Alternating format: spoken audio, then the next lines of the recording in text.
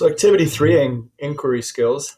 So a big component of a lot of the courses, actually, a lot of the courses you're in, even in your classroom setting, inquiry is a big part of it now. So we're sort of trying to give you an idea of what it is to ask inquiry questions, so you can try to dig down deeper into information and end up at a better place, and you have what they call deeper learning. So it's getting involved in the actual content, as opposed to us just telling you what to know, and you just memorize it and you spit it back out again. So what this section here is, it's going through and it's talking about inquiry and thinking about things. It's going to give you information and stuff to then develop and create some really good questioning techniques. So that's what this is all about. It's basically taking a look at some things and telling us what you're thinking about. Just one thing to comment here. So the first picture, this is Oscar Pistorius.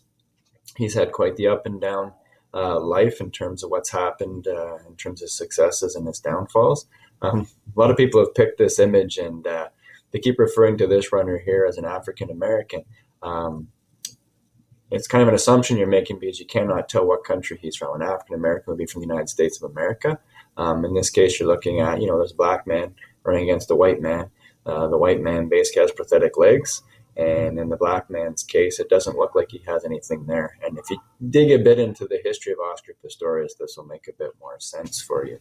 But basically what you're doing here is you're going in, what do you observe? What do you think?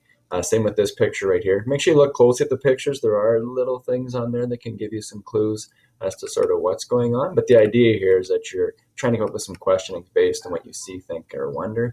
And in this case, with the see, think, wonder discussion item, the link's right there. So you click on that to put in your response. Then it talks about the 6 components of inquiry-based learning. So you go through this interactive right here.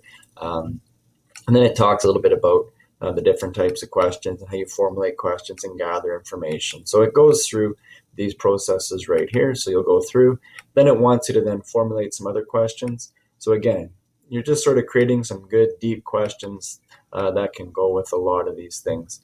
And in this case, you can consider the following questions and then determine whether or not it's a good or poor inquiry type question.